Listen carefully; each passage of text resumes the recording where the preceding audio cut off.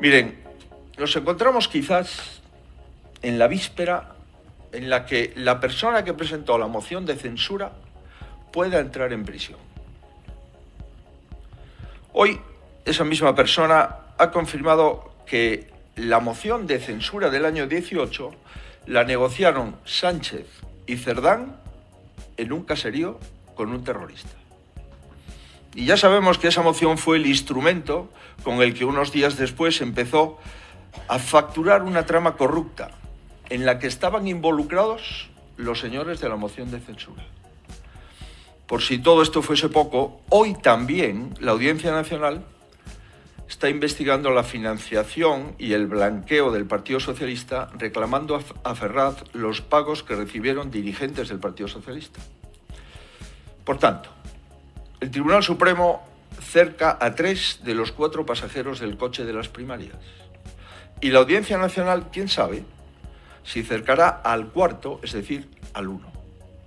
No es, pues, un buen día para ser dirigente del Partido Socialista, ni para ser cómplice del gobierno.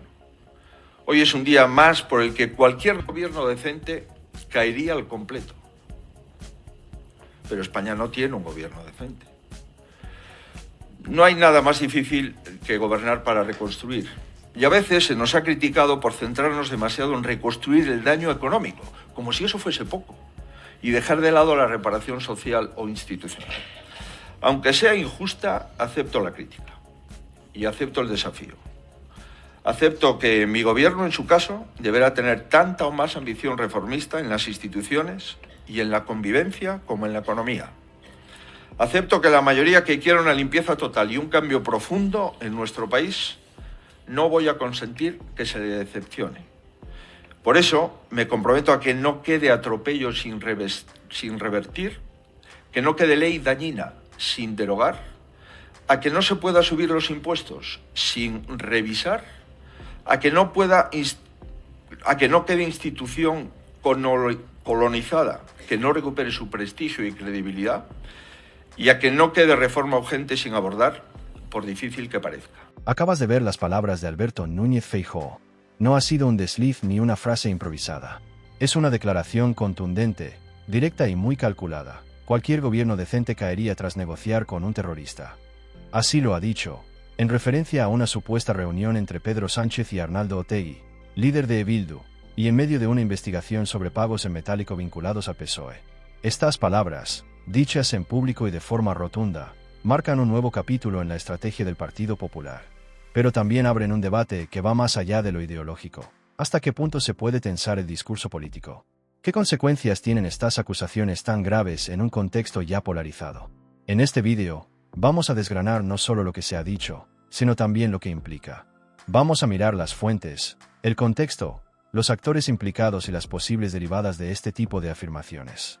Cuando Alberto Núñez Feijóo utiliza el término terrorista, no está lanzando una simple crítica parlamentaria. Está activando uno de los marcos más poderosos del lenguaje político español. Esa palabra no solo apela a la historia de España en los últimos 50 años, sino que despierta emociones profundas, y para muchos, heridas aún sin cerrar. La figura de Arnaldo Otegi ha sido durante años un símbolo de ese conflicto.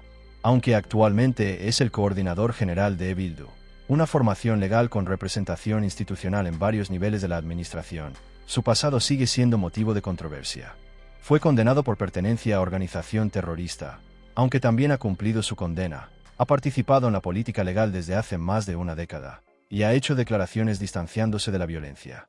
Feijóo, al referirse a Otegi como un terrorista, omite todo ese recorrido posterior. Y no lo hace por ignorancia. Lo hace porque sabe que, para una parte del electorado, el pasado de Otegi es suficiente para invalidar cualquier interlocución política. No hay matices, no hay grises, solo la palabra que define, y, para algunos, condena. Esto convierte su discurso en algo más que una crítica al gobierno. Es una deslegitimación total del proceso de diálogo con ciertas fuerzas políticas.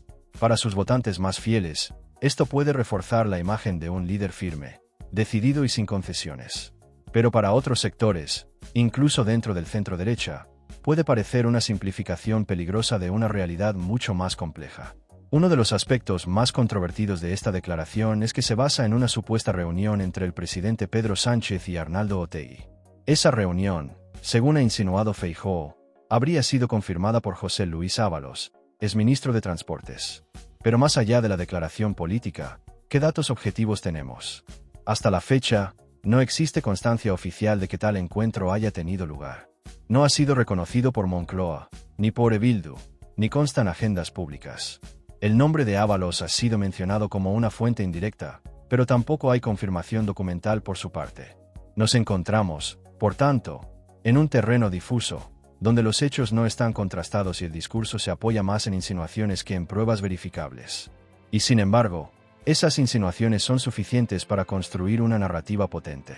Feijóo no necesita demostrar la reunión para que su mensaje cale. Basta con decir que existe la sospecha, asociarla a una figura como Otegi y cuestionar la decencia del gobierno. Esto abre la puerta a un tipo de política basada más en la percepción que en la verificación. No es que se diga algo falso, sino que se construye un relato sobre algo que no está claro, dándole la forma de verdad incuestionable.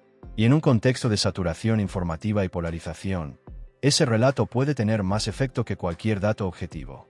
Las declaraciones de Feijóo no son un hecho aislado. Se inscriben en una dinámica política que lleva años en construcción, la de la confrontación absoluta. En ese esquema, el adversario no es solo alguien con quien se discrepa, sino alguien que representa un peligro, una amenaza, una traición. Cuando se dice que cualquier gobierno decente caería tras negociar con alguien como Otegi, se está lanzando un mensaje de ilegitimidad total. Se está diciendo, implícitamente, que el gobierno actual ha cruzado una línea que no debería haberse cruzado jamás. Y eso no es solo una crítica, es una acusación moral, casi una sentencia. Este tipo de discurso busca movilizar, polarizar y activar emocionalmente. No apela a la razón ni al debate de ideas, sino a la indignación. Y en ese terreno, cualquier posibilidad de acuerdo o entendimiento desaparece. Porque si el otro ha cometido una traición, entonces no se puede hablar con él, ni pactar, ni ceder. La política se convierte así en un campo de batalla donde solo hay buenos y malos, leales y traidores, héroes y enemigos. Y eso tiene un coste enorme para la salud democrática de cualquier país. No solo por lo que se dice, sino por lo que se deja de decir. Los problemas reales, las soluciones concretas, los matices necesarios. En este clima, la desinformación encuentra terreno fértil. Los discursos duros se aplauden más que las propuestas. Y la verdad, muchas veces, se vuelve irrelevante frente al impacto emocional de una frase bien construida.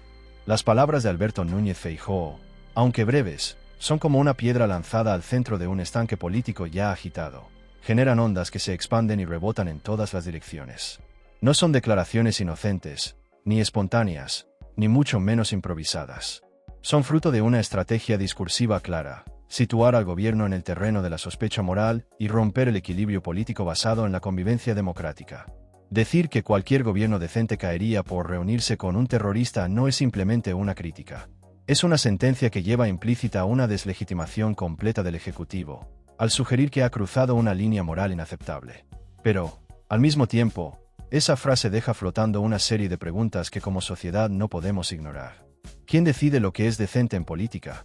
¿Dónde está el límite entre la firmeza ética y la instrumentalización del pasado?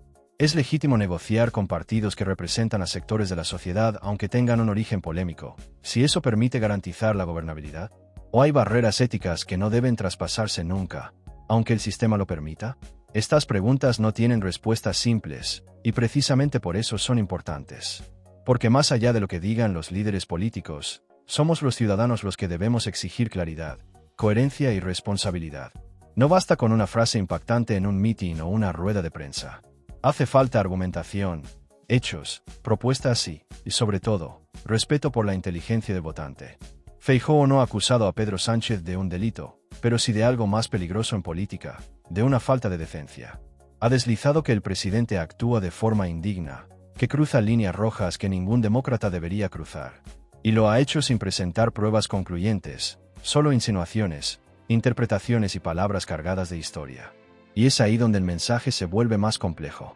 Porque al usar la figura de Arnaldo Otegi como símbolo de lo inaceptable, y vincularlo a una supuesta negociación, se está apelando al miedo, al recuerdo doloroso, a la memoria selectiva. Se está hablando al corazón de los votantes mayores, de quienes vivieron el terror, el duelo, la angustia de los años más oscuros. Y ese recurso, aunque eficaz, plantea dudas éticas profundas. Es legítimo usar el pasado violento de un interlocutor político, que hoy opera dentro de la legalidad, para construir una narrativa de ilegitimidad institucional. ¿O se está perpetuando un marco que impide la reconciliación, el diálogo y la evolución política? También hay que preguntarse, ¿qué alternativa propone Feijóo? Si no se puede hablar con Bildu, si no se puede pactar con partidos nacionalistas, si todo acuerdo con fuerzas distintas al PP o el PSOE histórico es una traición, ¿cómo se gobierna un país plural, con un parlamento fragmentado, con autonomías fuertes y con una sociedad que ha cambiado? Negarse a hablar con ciertos actores políticos no hace que desaparezcan. De hecho, puede reforzarlos, porque el aislamiento también alimenta el victimismo, y eso genera votos.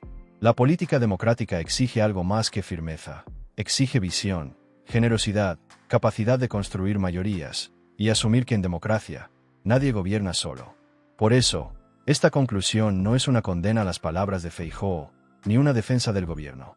Es una llamada a la reflexión, porque si convertimos el debate político en una trinchera, donde solo caben los nuestros, el país se vuelve ingobernable. Y si el lenguaje político se llena de términos como traición, terrorismo, indecencia sin pruebas sólidas, entonces corremos el riesgo de que las instituciones pierdan credibilidad ante los ciudadanos. España necesita más verdad, más responsabilidad y menos frases hechas. Necesita políticos valientes, sí, pero también sensatos, que defiendan sus ideas sin dinamitar la convivencia, que sepan confrontar sin destruir, que hablen con firmeza, pero sin olvidar que el adversario también representa a millones de españoles. Y ahora, como siempre, te cedo la palabra a ti. ¿Qué opinas de las declaraciones de Feijóo? ¿Te parecen necesarias, justas, excesivas? ¿Es esta la manera correcta de hacer oposición? ¿O estamos cruzando un umbral del que será difícil volver? Tu comentario es muy valioso. En este canal, tu voz cuenta. Déjala escrita. Comparte este análisis si crees que puede ayudar a entender lo que está pasando. Y si quieres seguir explorando los entresijos de la política española, seguro que alguno de los dos vídeos que tienes en pantalla te gustará. Gracias por estar ahí, en Escándalos al Descubierto, donde no buscamos gritar más fuerte, sino contar mejor.